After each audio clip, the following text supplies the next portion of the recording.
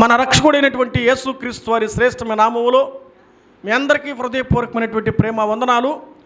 పరిశుద్ధమైనటువంటి బైబిల్ గ్రంథంలో ఈ పూట స్నేహితుల దినోత్సవం కాబట్టి స్నేహితుల దినోత్సవం గురించి లేఖనాల్లో మనం చదువుకుందాం. యాకోబు పత్రిక 2వ అధ్యాయం 23వ వచనాన్ని చదువుకుందాం. చూడండి, బైబిల్లో మీ బైబిల్ గ్రంథాలు తెరచి యాకోబు పత్రిక చదివి సహాయం చేయండి. దేవుని వాక్యం యాకోబు పత్రిక 2:23. కాబట్టి అబ్రహాము దేవుని నమ్మెను, అది అతనికి నీతిగా ఎంచబడెను, నెరవేర్చబడెను, మరియు దేవుని స్నేహితుడని అతనికి పేరు కలిగెను. ప్రభు తన మాటలు మన వినికిడిలో దీవించినట్లుగా వాక్య భాగం కొరకే చిన్న ప్రార్థన చేద్దాం. మహాగరుడైన తండ్రి, ప్రేమగల మా ప్రభు అని పాదములకే స్తోత్రములు వందనాలు. ప్రజలు మీ వారు, నిలుబడినవాడు నీ వాడను, మీ స్వరక్తం ఇచ్చి సంపాదించబడినటువంటి పాపాయనడి పేటలో ప్రభువా నీ వాక్యమును ఆదివార దినం ఈ స్నేహితుల దినోత్సవ రోజు ప్రభువా వాక్యమును ధ్యానిస్తూ ఉండగా మాతో మీరు మాట్లాడమని మమ్మల్ని బలపరచమని వాక్యమైనటువంటి క్రీస్తు యేసు నామమున వచ్చిన భాగం కొరకే మీ సన్నిధిలో అడిగి వేడుకొనుచున్నాము తండ్రి, ఆమేన్. ప్రభునందు ప్రియమైనటువంటి వారలారా, ఇక్కడ మనం చదువుకున్నటువంటి వాక్యం చూస్తేనే పేరు కలిగింది. ఏం పేరు కలిగింది? స్నేహితుడు అనే పేరు కలిగిందంట. ఎవరికి స్నేహితుడు అంటే దేవునికి స్నేహితుడట. ఆ స్నేహితుడి పేరు ఏదంటే అతని పేరు అబ్రహాము. అబ్రహాము దేవుని స్నేహితుడని అతనికి పేరు కలిగాను. అంటే ఇప్పుడు స్నేహం ఎవరితో చేశాడు? అబ్రహాము దేవునితో స్నేహం చేశాడు. ఈ లోకంలో మనుషులతో స్నేహాలు ఉన్నాయి, కానీ దేవునితో స్నేహం, దేవునితో చెలిమి, దేవునితో మిత్రత్వం చాలా అరుదు. స్నేహం అంటే మనం చూస్తే కులమత భేదాలు లేనిదే ఏంది స్నేహం కదా. పూలు పూసి రాలిపోయినా, కాయలు ఫలించి పడిపోయినా రాలిపోయినా, కొమ్మ మాత్రం ఎలాగైతే స్థిరంగా ఉంటుందో కొంతమంది స్నేహాలు ఎలాగుంటాయి? కలకాలం స్థిరంగా ఉంటాయి. మా ఓల్డ్ ఫ్రెండ్ అంటారు, మా పాత స్నేహితుడు అంటారు. అంటే స్నేహానికి ఏముందో తెలిసిన నిర్వచనం బైబిల్ గ్రంథం రాయబడుతుంది. నిజమైన స్నేహితుడు విడువక ప్రేమించును అని సామెతల గ్రంథం 17:17లో మనం చదువుతాం. నిజమైన స్నేహితుడు ఉన్నారు అంటే ఇప్పుడు దాన్ని బట్టి ఏమర్థమైంది? ఏ స్నేహితులు కూడా ఉన్నారు. నిజము స్నేహితుడు ఉంటే నకిలీ స్నేహితులు కూడా ఉన్నారు. అంతేనే దాని అర్థం. నిజమైన స్నేహితుడు అంటే నకిలీ కలిగిన స్నేహితులు ఉన్నారు, నమ్మకం లేని స్నేహితులు కూడా ఉన్నారు. అంటే మంచివారు ఉన్నారు, చెడ్డవారు ఉన్నారు. కాబట్టి ఈ స్నేహాన్ని గురించి మనం చదివితే అబ్రహాము నా స్నేహితుడు అని పేరు సంపాదించాడు. నేస్తమా, ఈరోజు ఈ స్నేహితుడు నీకు ఉన్నాడా? పరలోకమందు ఉన్నటువంటి సృష్టికర్త అన్న స్నేహితుడిని నువ్వు కలిగి నువ్వు నమ్ముకోగలిగితే నీ జీవితం ధన్యం. కొంతమంది పిల్లలు, సార్ మీ హీరో ఎవరు సార్ అని అడతారు నా దగ్గరికి వచ్చి. ఒరే నా హీరో ఎవరు నీకు తెలుసు అని అడిగేది. సార్ నా హీరో జీసస్ అనేవాడు. నేను నా హీరో ఎవరు? ఆయన ఉన్నాడు కాబట్టి ఏమండి, ఒక కుమారుడికి తండ్రి ఎలాంటి వాడు తెలిసిన? అందరిలో కంటే హీరో. వాళ్ళ నానేవాడు గొప్ప. ఈరోజు మా నాన్న ఎవరంటే పరలోకపు తండ్రి, ఆయన పేరే ప్రభు అయినటువంటి యేసుక్రీస్తు. ఈరోజు మనం చూస్తున్నటువంటి లేఖనములు బట్టి స్నేహితుని గురించి మనం గమనం చేస్తే స్నేహితుల యొక్క మాటలు కొన్ని కఠినంగా ఉంటాయి, కొన్ని మృదువుగా ఉంటాయి, కొన్ని మాటలు హృదయంత్రానికి వెళ్తాయి, కొన్ని మాటలు అసహ్యకరంగా కూడా ఉంటాయి. నువ్వు చేసే చెలిమి నీకు ప్రయోజనాన్ని కలిగిస్తుంది. నువ్వు చేసే సహవాసం నీకు ప్రయోజనాన్ని కలిగిస్తుంది. నీ స్నేహం ఎవరితో ఉన్నావో అనేది ప్రాముఖ్యం. నువ్వు తిరిగే ప్రజలు చూసి చెప్పవచ్చు నీ స్నేహంలో మంచి వాళ్ళు చెడ్డ వాళ్ళది అర్థమైపోతుంది. నువ్వు తిరిగే స్నేహం ఎవరితో, నువ్వు ఉండే స్నేహం ఎవరితో. అందుకే ఓ భక్తుడు ఇలా పాట రాశాడు, నీతో స్నేహం నాకెంతో మేలయ్యా, నీ సహవాసం నాకుంటే చాలయ్య అన్నాడు. ఏ స్నేహం చాలు? యేసుతో స్నేహం మన జీవితం కలకాల క్షేమం. యేసుతో మనం స్నేహం చేయాలి. ఎందుకో తెలుసా? దేవుని స్నేహములో అనేకమైనటువంటి దీవెనలు ఉన్నాయి, అనేకమైనటువంటి ఆశీర్వాదాలు ఉన్నాయి. ఈ లోక స్నేహములో ఆశీర్వాదాలు ఉండొచ్చు, ఉండకపోవచ్చేమో, కానీ దేవుని స్నేహములో ఆశీర్వాదాలు ఉన్నాయి. మనం దేవుని స్నేహితుడిని కలిగిన వారమే ఉండాలి. అందుకే దయగలగల మాటలు రాజుకు స్నేహితుడగును అని చూస్తూ ఉన్నాం. రాజుకు స్నేహితుడవుతాడు కనుక ఈరోజు మన స్నేహం, ఈరోజు నుంచి నువ్వు చెలిమి, ఈరోజు నీ స్నేహం ఎవరితో చేస్తావు? బైబిల్లో 7 రకాల స్నేహితులు ఉన్నారు. ఎన్ని రకాలు చాలా ఉన్నాయి, కానీ వాటికి కొన్ని అవుట్లైన్స్ పెడతాను. ఆ స్నేహితుల లిస్టులో నువ్వే స్నేహితుడు కలిగి ఉన్నావో ఈరోజు ఈ మధ్యాహ్న కాలంలో నువ్వు ప్రశ్నతో ప్రారంభించాలి. బైబిల్ ఎన్ని రకాల స్నేహితులు చెప్పాను నేను? 7 రకాల స్నేహితులు ఉన్నారు. అందులో నెంబర్ 1 మనం చూస్తే సమూయేలు గ్రంథం, మొదటి సమూయేలు గ్రంథం, దావీదు యోనాతాను యొక్క ఆ స్నేహాన్ని గురించి మనం గమనం చేస్తే ఏమని పిలిచేవాడండి? మనం ఎరిగిన వారం కదా. సమూయేలు గ్రంథంలో అతని గురించిన వివరాన్ని మనం గమనిస్తే 18వ అధ్యాయంలో ఏం చదువుతాం? 3వ వచనం చదువుకుందాం. దావీదు తనకు ప్రాణ స్నేహితుడిగా భావించుకుని అతను ప్రేమించుచు యోనాతాను అతని నిబంధన చేసుకునేను. నెంబర్ 1 దావీదు యోనాతానుల స్నేహం అని రాసుకోవాలి. దావీదు యోనాతానుల స్నేహం. దావీదు ఎవరు? యోనాతాను ఎవరు? బైబిల్లో ఇశ్రాయేలులో మొదటి రాజు సౌలు రాజు. సౌలు రాజు యొక్క కుమారుడే యోనాతాను. ఇప్పుడు మీరు గమనించాలి, దావీదు పేదవాడు, దావీదు గొర్రెల కాపరి. ఒక పేదవాడు, బాగా వినాలమ్మా, ఒక పేదవాడు ఎవరితో స్నేహం చేశాడు? మీకంగా బాగానే కలెక్టర్ కొడుకుతో. ఎవరు కొడుకుతో? కలెక్టర్ కొడుకుతో నా కొడుకు పరిచయం అయితే, నా కొడుకు స్నేహితుడైతే ఎట్టుంటుందా? మీకు అర్థం అవడానికి ఆ విధంగా చెప్పా. నేను ఎంత తోడిని, కలెక్టర్ కొడుకు ఎంత తోడు, నా కొడుకు పోయి కలెక్టర్ కొడుకుతో వీముందా అంటే సాధ్యమా? కలెక్టర్ యొక్క చదువు, వాళ్ళ క్వాలిటీ, వాళ్ళ స్థాయి, వాళ్ళ విధానం ఎంత, మన సంగతి ఎంత? మీకు అర్థం అవడానికి ఈ విషయం చెప్పాను నేను. ఒక పేదవాడు గొర్రెల కాపరి అంతఃపురంలో నివసించేటువంటి రాజకుమారుడు యొక్క కొడుక్కి స్నేహితుడు అవ్వడం అంటే ఆహా ఎంత భాగ్యం. ఇక్కడ బాగా గమనించాలి, దావీదు ఎక్కువగా ప్రేమించాడా, యోనాతాను ఎక్కువగా ప్రేమించాడంటే రాజకుమారుడే దావీదుని ఎక్కువగా ప్రేమించాడు. అది దేవుని చిత్తం. అది దేవుడు నీ ద్వారా ప్రేమను సంపాదించాలని, ఆ రాజకుమారు ప్రేమ ద్వారా దావీదు కలుగుతుంటే ప్రతి పరిస్థితుల్లో ఉంచి తప్పించబడాలని దేవుడు అలాగూ నిర్ణయించాడు. నీ స్నేహం, నువ్వు చేసే స్నేహం మంచివారితో ఉన్నప్పుడు మీరు గమనించాలి, నువ్వు ఎంత పెద్దవారితో ఉంటావో నీ జీవితం కూడా పెద్ద తరహాగానే ఉంటుంది. నువ్వెంత పిల్లబచ్చేతో తిరిగావా నీ బ్రతుకు కూడా పిల్లబచ్చాలాగానే ఉంటుంది. నీ యొక్క స్నేహం పెద్దవారితో, అధికారులతో, ఉద్యోగస్తులతో, వ్యాపారస్తులతో, సంపాదించే వారితో ఉంటే నీ స్నేహం నువ్వు కూడా నువ్వు కూడా సంపాదిస్తావు. అలాగైతే రాజకుమారుని యొక్క స్నేహం, ఒక పేదవాడు స్నేహం చేస్తే ఇక రాబడిన మాట, యోనాతాను దావీదుల మధ్య స్నేహం ఏముంది తెలుసా? ప్రేమ బాంధవ్యం ఉంది. ఏముంది? ఒకటి ఇలా ప్రాస కొరకు మీకు చెప్తాను. 7 రకాల మొదటి స్నేహం అంటే ప్రేమించిన స్నేహితుడు అని రాసుకోవాలి. ప్రేమించిన స్నేహితుడు ఎక్కువగా ఎవరు ప్రేమించారమ్మా? యోనాతాను ప్రేమించాడు. ఎవరిని ప్రేమించాడు? దావీదుని ఎక్కువగా ప్రేమించాడు. ఈరోజు ప్రేమించే స్నేహితులు దొరకడం అరుదు. అంతా మాయలు చెప్పి మోసగించే స్నేహితులు చాలా ఉన్నాయి. ఏమంటే అర్థమవుతుందా? గురువునే మోసగించే వాళ్ళు ఉన్నారండి. ఎవరో కాదు, ఒక గురువునే ఏం చేస్తాడా? మోసగించేవాళ్ళు. ఒకసారి నేను వాషింగ్ మిషన్ కొనడానికి వెళ్ళా. వాడు నా స్టూడెంట్. ఆడికి పోయిన తర్వాత సార్ నమస్తే సార్, రండి సార్, బాగున్నారు సార్, నేను ఎవరో తెలుసు సార్. వాడు నన్ను చెప్తున్నాడు, ఒరే ఎవరు నువ్వు, ఎక్కడి నుంచి వచ్చావు? సార్ పలానా స్కూల్ మీరు టీచర్ సార్. వెరీ గుడ్, కరెక్టేరా. ఏం సార్ ఎక్కడికి వచ్చారన్నాడు. వాషింగ్ మిషన్ కొనాలి ఆయన అన్నాను. రండి సార్, నేనే సార్ మొత్తం ఇదంతా, రండి సార్ అని చూపించాడు. బాగానే ఉంది. నాతో పాటు ఇంకొకటి తీసుకెళ్ళినా. సార్ తీసిన తర్వాత ఒక రేట్ చెప్పాడు. ఆ రేట్ చూసిన తర్వాత సర్లే అని, మామూలుగా మనకు ఒక అలవాటు కదా, ఎప్పుడు ఏందా ఈడ చూస్తాం, పక్కన చూస్తాం. అలా పక్కకు పోతే కూడా అదే రేట్ ఉంది. ఆడ 500 రూపాయలు తక్కువ, ఈడేమో 500 ఎక్కువ. తర్వాత వాడు నాతో కూడా చూడు భలే మేధావుగా ఉన్నాడు, మంచి స్నేహితుడు.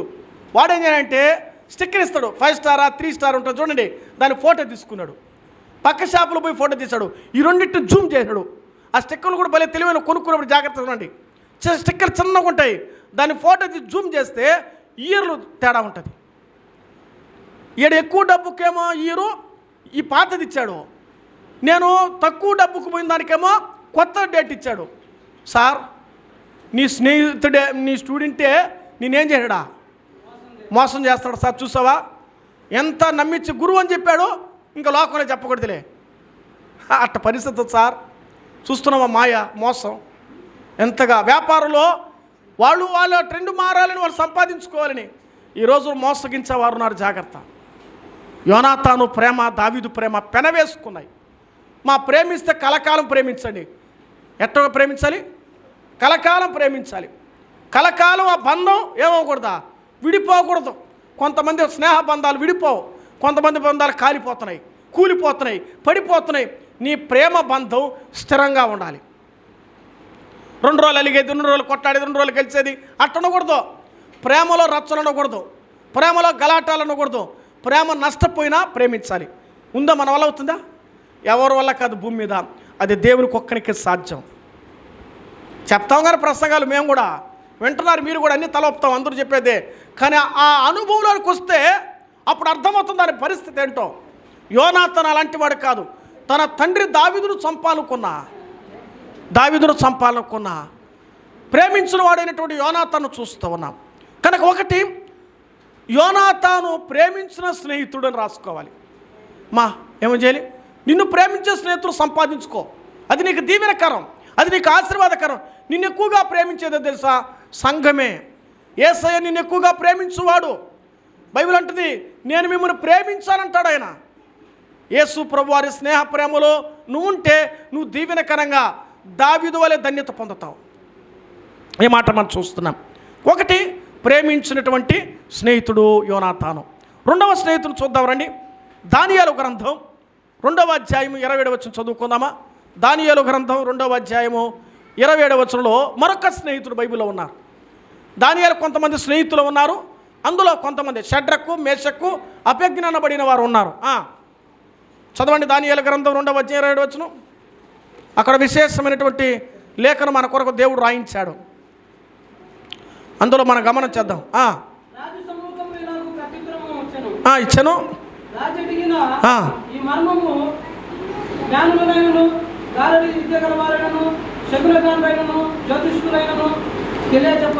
సరే 18 వచనం చూద్దామా? 2:18, 17 చూద్దాం. అప్పుడు దానియేలు అనన్యాకును, మిషాయలుకును, అజర్యాకును సంగతి తెలియజేసి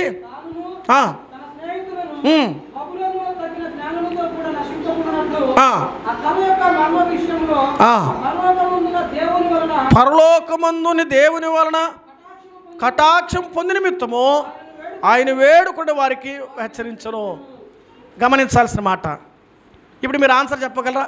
ఈ స్నేహితులు ఎవరు అంటే, ఆత్మీయులైనటువంటి స్నేహితులు, ప్రార్థించే స్నేహితులు.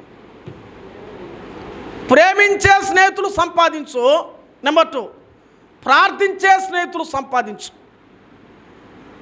ఎవరు సంపాదించాలి? నీ కొరకు ప్రార్థన చేసేవాళ్ళు ఎవరున్నారా?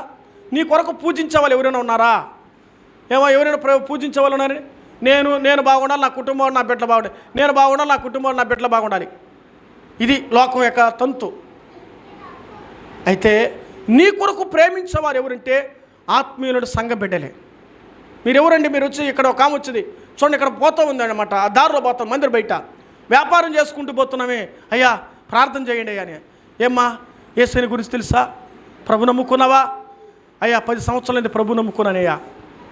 మరి ఇప్పుడు మందిరానికి పోలేదేమమ్మా అని అడిగా నేను. అయ్యా మా సేవకుడు సాయంత్రం మందిరం పెడతాడయ్యా, ఉదయం అంతా వ్యాపారం చేసుకుని సాయంకాలం మందిరానికి వెళ్తావా? దేవునికి స్తోత్రం, మీ కొరకు ప్రార్థన చేస్తాను. ఆమె నిలబడి ప్రార్థన చేసుకుని వెళ్ళింది. అర్థమవుతుందా?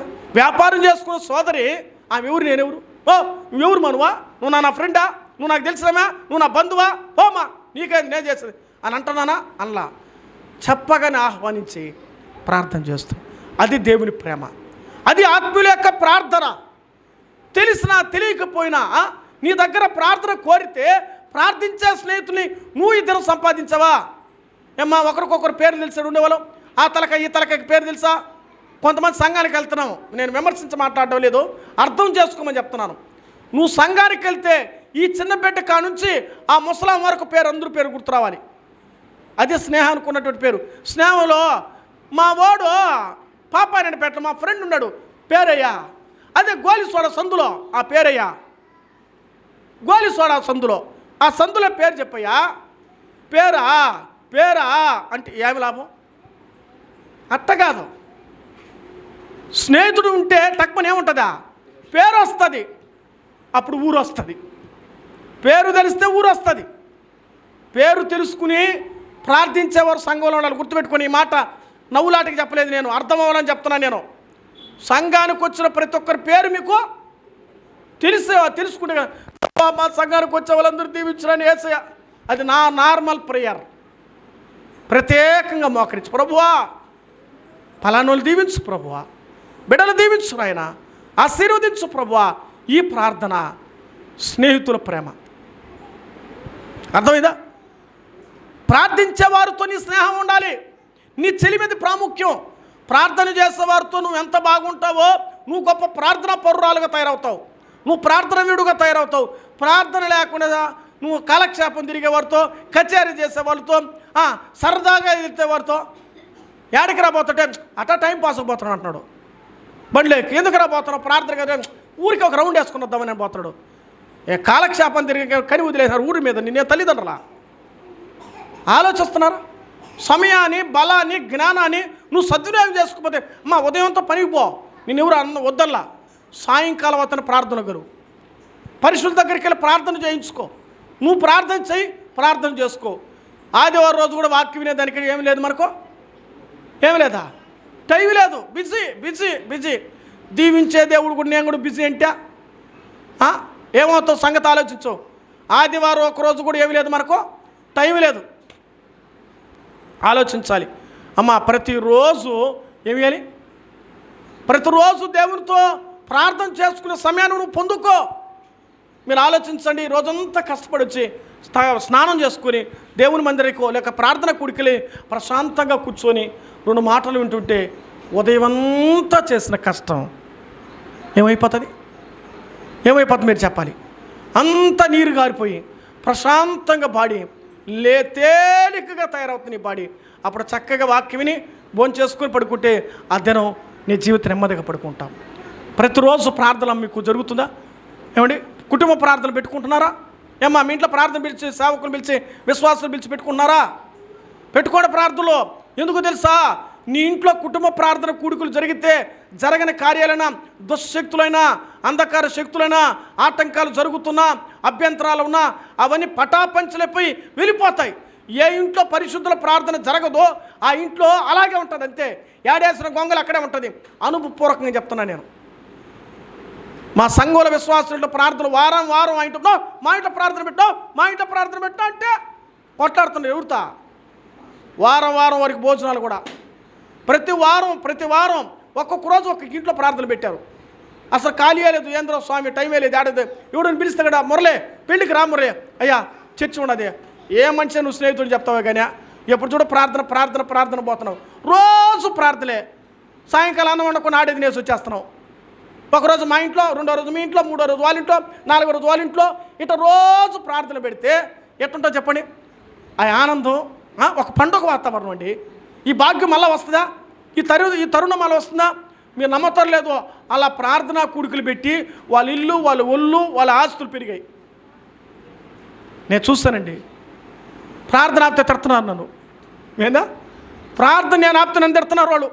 ఏం సేవకుడే, నువ్వు సేవకుడువా? ప్రార్థనకు రమ్మంటే రాకుండా పోతుంటాయి. ప్రార్థన రాకుండా పోతున్నావు, ఎవరు కుట్టున్నావు? సేవకుడు కదా నువ్వు. ఎవరినా అది జరుగుతున్నారా? మీ సేవకుని బెదిరించా లేదా? బెదిరించండి ప్రార్థనకు రమ్మనే. నేను అనుభవం చెప్తున్నా, ఏ ఇంట్లో ప్రార్థన జరుగుతుందో ఆ ఇంట్లో అద్భుతాలు జరుగుతాయి తల్లి. నేను అనుభవించను, నా ఇంట్లో అనుభవించాను. నేను అనుభవించాను కాబట్టి చెప్తాను. 2 సంవత్సరాలుగా ప్రార్థన జరిగినప్పుడు నా ఇల్లు ఎలా దీవించబడిందో, నేను ఎలా సంపాదించుకోగలిగానో అలా దీవించబడింది. అందుకే స్నేహితులు, ప్రార్థించే స్నేహితులు ఇంటికి కావాలి. 24 గంటలు ఇంట్లో వచ్చేవాళ్ళు కావాలి. ఖర్చు ఎట్టొస్తుందో, దేవుడు ఎట్టేస్తున్నాడో నాకు కానీ ఆశీర్వాదకరంగా ఇస్తా వచ్చాడండి. ప్రభువా ఈరోజు సంఘానికి దాతృత్వంగా భోజనం పెట్టాలండి. ఆ రోజుకి దేవుడు ఇస్తున్నాడు. నాకు వచ్చే జీతంతో సమృద్ధిగా భుజిస్తూ, సేవలో వాడుతూ పరిచయలో సాగిపోతున్నాను. అర్థమవుతుందా? దేవుని పరిచర్యలో ప్రార్థన చేసే స్నేహితులు ఉండాలి. అనన్య ఏమని షడ్రకు మేషకు అభిజ్ఞవాలు ఆ యొక్క దేశంలో ప్రార్థన చేసేవారు ఉన్నారు. రాజుగారు పరిస్థితి ఎంత తారుమారో, ఆ రోజులు అనేకులు చనిపోతారు, నశించిపోతారు. దానియేలుతో కలిసి ప్రార్థన, దర్శనం తెలుసుకోవడానికి ప్రార్థన చేశావు. మా ప్రార్థన చేసే గుంపులో నువ్వు ఉండాలే లేదా? ఏ రోజు ప్రార్థన చెప్పారు? ఉపవాస ప్రార్థన చెప్పారు. ఎంతమంది వస్తున్నారో వద్దు ఆలోచి కలుసుకో. వీలున్నప్పుడల్లా ప్రార్థనలో ఉండు, వీలున్నప్పుడల్లా కుటుంబ ప్రార్థనలో ఉండు. ఆ కూడికల ద్వారా నువ్వు ఆశీర్వదించబడతావు. దేవుని వాక్యలో ఒకటి ప్రేమించే స్నేహితుడు ఎవరు? యోనాతాను. రెండవది ప్రార్థించే స్నేహితుడు షడ్రకు మేషకు అభిజ్ఞనబడిన వారు. నేను చెప్పి ఎంతమంది స్నేహితులు చెప్పాడు? ఇప్పుడు నేను ఇద్దరు స్నేహితుల గురించి మాట్లాడాను. ఈరోజు నీ స్నేహంలో ప్రార్థన చేసేవారికి కావాలి. ప్రార్థన మీ జీవితాలకు, మీ కుటుంబాలకు ఒక ప్రాకారం, ఒక దుర్గం. 10 మంది వచ్చి నీ ఇంట్లో ప్రార్థన చేస్తే ఎవరు ప్రార్థన? ఒక ప్రార్థన దేవుడు ఉండా. నేను ఇలా పాట రాశాను. బాధలో ఉన్నప్పుడు వేదనడు, నా ప్రార్థన ఆలకించు యేసయ్యా, నా భారమంతా తొలగించు యేసయ్యా, నా ప్రార్థన ఆలకించు యేసయ్యా, నా భారమంతా తొలగించు యేసయ్యా, నా మొర్ర విన్నావు, నా కేక విన్నావు, దయ చేసావు, నాకు సఫలమునిచ్చావు. నా మొర్ర విన్నావు, నా కేక విన్నావు, దయ చేసావు, నాకు సఫలమునిచ్చావు. నా ప్రార్థన ఆలకించు యేసయ్యా, నా భారమంతా తొలగించు యేసయ్యా. ఈరోజు ఏ భారంలో నువ్వు దేవుని దగ్గరికి వచ్చావో నీ ఇంట్లో ప్రార్థన జరిగించుకో, నీ భారమంతా తొలగించబడుతుంది. భారముతో ఉన్న ఇళ్ళ మధ్యలో ప్రార్థన జరిగినప్పుడు అద్భుతమైన కార్యాలు జరిగాయి. సంఘం యొక్క ప్రార్థనకు చెరసాలను పేతురు విడిపించబడ్డాడు. యోహాను ఇంటిలో ప్రార్థన జరిగితే అర్థమైందా? యేసయ్యకు మన ప్రార్థన చేస్తే మన ప్రార్థనలన్నిటి, మన కేకలు విని, మన మొరలు విని ఆయన జవాబిస్తాడమ్మా. ఈ లోకంలో ఎక్కడ ఊరు చెప్పుకున్న అవమానమే. దేవుని మందిరంలో నీకే కష్టం వచ్చిందా? పెందల కడ వచ్చి, అయ్యా దైవజనుడా, సంగమా, మీరు మా కొరకు ప్రార్థన చేయండి. మీరు ప్రార్థన కోరండి, మీ ప్రార్థన పెట్టించుకోండి, మీ కుటుంబాలు దీవించబడతాయి. ప్రార్థన చేసేవారి ద్వారా అక్కడ ఆ రోజు ఏం జరిగినా ఆ ప్రాంతం అంతా కూడా చనిపోకుండా, నశించబడకుండా మరి దైవ యొక్క మహిమ ప్రత్యక్షపరచబడింది. షడ్రకు మేషకు అభిజ్ఞ వాళ్ళ యొక్క ప్రార్థన ద్వారా గొప్ప కార్యం జరిగించబడింది. ఈరోజు నీకు ప్రార్థన చేసేవారిని సంపాదించు. ఏమంటే ప్రార్థన చేయమంటే మరి మీరు ఎలా సంపాదిస్తున్నారు? ప్రార్థన వీరులుగా ఉండాలి, ప్రార్థన చేసే గుంపులో ఉండాలి, ప్రార్థన చేస్తున్న స్థలాల్లో ప్రార్థించు వారితో నీ స్నేహం ఉంటే నువ్వు దీవించబడతావు. మూడవ విషయం చెప్తారండి. యోబు గ్రంథం 2వ అధ్యాయము 11వ వచనం, 12వ వచనం, 13వ వచనం. మూడవ స్నేహితుల గురించి చూద్దామండి. యోబు గ్రంథం. ప్రేమించే స్నేహితులు,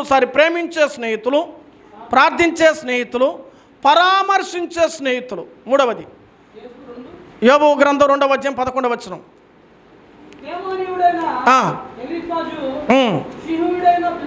బెల్లాదు, అతనికి సంభవించిన ఆపదలన్నిటిని గురించి వినిన వారై అతనితో కలిసి దుఃఖించుటకును ఓదార్చుటకును విడిచి వచ్చారు. వాళ్ళు ముగ్గురు ఆయా ఊర్లో ఉంచి, వారు ఊర్లో ఉంచి ముగ్గురు స్నేహితులు ఎవరి దగ్గరికి వచ్చారు? యోబు దగ్గరికి వచ్చారు. ఇప్పుడు యోబు ఎలాగున్నాడు? ఏ స్థితిలో ఉన్నాడు యోబు? అన్నీ కోల్పోయి నిస్సాయుడిగా ఉన్నప్పుడు మన స్నేహితులు ఎప్పుడు వస్తారా? అన్నీ ఉంటే వస్తారు. నీ దగ్గర ధనం ఉంటే నీ చుట్టూ మనుషులుంటారు, నీ లోపల బలం ఉంటే నిన్ను మావాడని అంటారు, నీ దళగం నీ బలగం కదా. నీ దగ్గర డబ్బు ఉంటే, నీ దగ్గర ఐశ్వర్యం ఉంటే అందరూ వస్తారు. కానీ యోబు ఎట్లాంటి వాళ్ళు సంపాదించరు తెలుసా? కష్టములో ఉన్నప్పుడు, బాధలో ఉన్నప్పుడు, ఇబ్బందులు ఉన్నప్పుడు పరామర్శించే స్నేహితులు సంపాదించు. అబ్బా ఎంత ధన్యత అండి మాట. అట్టటోలు కావాలి ఈ స్నేహం. నువ్వు కూడా చేస్తున్నావు పోయి ఎట్టా స్నేహాలు. నేను అండవలేదమ్మా, అర్థమవడానికి చెప్తున్నాను. నీ స్నేహం ఈరోజు నేర్చుకో, ఈరోజునే మేలుకో సోదరి సోదరుడా. దేవుని మందిరంలో నీకు మేలుకునే సమయం, నిద్రపోయే సమయం కాదు. ఏమ్మా అంటే రాయా అదేవోయా మందిరంలోకి వస్తే మేలుకుందామంటే నా వల్ల కదయ్యా. ఏమొస్తుందా? రాత్రంతా 2 దాకా సెల్ చూస్తే నిద్ర రాక ఇంకేం వస్తుందా? నిద్రలు రావడంలా, సెల్ ఫోన్లు, ఆ కథలో, ఇంకా ఈ పరిస్థితుల్లో నువ్వు మేలుకో, ఎప్పుడైనా మేలుకో. దేవుని వాక్యం ఉంటుంది, యోబు అన్నీ కోల్పోయిన స్థితిలో ఉన్నప్పుడు, నిస్సహాయ స్థితిలో ఉన్నప్పుడు, ఆయనంత ధనవంతుడంటే ఊజు దేశంలో ఆయనంత గొప్పడెవుడు లేదు. చివరికి ఆయన అంత దరిద్రుడు ఎవరు లేకుండా పోయినాడు. అంత గొప్పవాడయ్యాడు, అంత పేదవాడైపోయాడు. కానీ పేదవాడైన ప్రభు వదలేదు, ధనికుడైన ప్రభును వదలేదు. ఎవరు అమ్మా వినాలి, టక్ టక్ అని చెప్పండి, ఎవరితో చెప్పండి. యోబు సుఖంలో దేవుని తలుసుకున్నాడు, దుఃఖంలో అయిన దేవుని. మనమైతే ఏమంటా పోయింటా. కొంతమంది అంటారు ఏమి దేవుడు ఏముండా దేవుడు ఎట్ట మారుతున్నాడు యేసుపురుని. బలి దేవుడు కానీ ఏసయ్య ప్రార్థన చేస్తూ 2 ఏళ్ళు 3 ఏళ్ళు జరిగి ఏమి లేదు. నువ్వు సక్రంగా ఉంటే ఎందుకు జరగదు అది? బోల్ట్ టైట్ కరెక్ట్గా పెడితే అది ఫిట్ అవుతుంది. దాన్ని సరిగ్గా కూడా చేయొచ్చా? ఏమి నట్టుగా ఉండదంటే నువ్వు పెట్టే చేతగాల సెట్ అయ్యే విధంగా నువ్వు దాన్ని పెట్టగలిగితే అది ఫిట్ అవుతుంది, అప్పుడు నువ్వు సెట్ అవుతావు. ఈరోజు చాలామంది జీవితాల్లో దేవుని కలిగి ఉండి కూడా కలగనట్టుగా ఉంటే నీ కాడ కార్యాలు జరుగుతాయి. యోబు ఎట్టంటారు సంపాదించాడంటే దుఃఖంలో ఉంటే, పడిపోయిన స్థితిలో ఉంటే, బూడిద పోసుకొని గోక్కుంటున్న సందర్భాలు బట్టి అతడు ఉన్నప్పుడు పరిస్థితుల్లో కూడా, మరి అటువంటి స్థితిలో కూడా తను ఏం చేసేవాడంటే వాళ్ళందరూ పరామర్శించారు, వాళ్ళందరూ పలకరించారు. ఇప్పుడు 3ది మనం చెప్పాం, పరామర్శించిన స్నేహితులు. అర్థమైందా? 1 ప్రేమించిన స్నేహితులు యోనాతాను, 2వది ప్రార్థించిన స్నేహితులు దానియేలు స్నేహితులు, 3వది పరామర్శించిన స్నేహితులు యోబు స్నేహితులు. ఈరోజు నేను పరామర్శించేవారున్నారా? ఏమ్మా కష్టం ఉన్నప్పుడు, కన్నీళ్ళు ఉన్నప్పుడు, బాధ ఉన్నప్పుడు, రోగం ఉన్నప్పుడు, అమ్మా అయ్యా బాగలేదు అంటే అంతే, మరుసటి ఫోన్ స్విచ్ ఆఫ్. డబ్బు అడుగుతారో, ఏడబోతే ఖర్చు పెట్టాలో, అమ్మ బాగలేదంటే అడ్రస్ ఏమంటారు. అలాంటి వాళ్ళు సంపాదించలేదు యోబు. వాళ్ళు ఖర్చు పెట్టడం కాదు, ఎంతో దూరం నుంచి వచ్చారు యోబు దగ్గరికి. పడిపోయిన స్థితిలో ఉంచి ఎన్ని రోజులు ఉన్నారు చెప్పండి? ఎన్ని రోజులు ఉన్నారా? 7 రోజులు యోబుతో ఉన్నారంట వాళ్ళు. ఆ స్నేహితులు ఎంత ప్రేమించుంటాడండి. ఒక మాట అందాం, యోబు మీద వాళ్ళకి ఎంత ప్రేమ ఉండాలి. ప్రేమ ఉంటే ఎన్ని రోజులు ఉన్నారా? బంధువులు మొదటి రోజు వస్తే బాగుంటుంది, 2 రోజులు ఉంటే బాగుంటుంది, 3 రోజులు 4వ రోజు ఏడ వండి పెట్టేది, కడిగేది వండేది కడిగి ఎప్పుడు పోతారు అడగలేము కదా. యోబు సుఖములోనైనా దుఃఖములైనా 7 రోజులు వాళ్ళతో ఉన్నారు.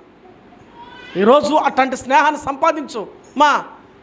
మన జీవితాల్లో ఇవి సంపాదించాలి. కష్టంలో ఉన్నప్పుడు ఆదరించేవాడు కావాలి. ఏడుస్తుంటే నువ్వేం భయపడదు, సోదరా సోదరి నేనున్నా నీ ఖరీదేవారు కావాలి.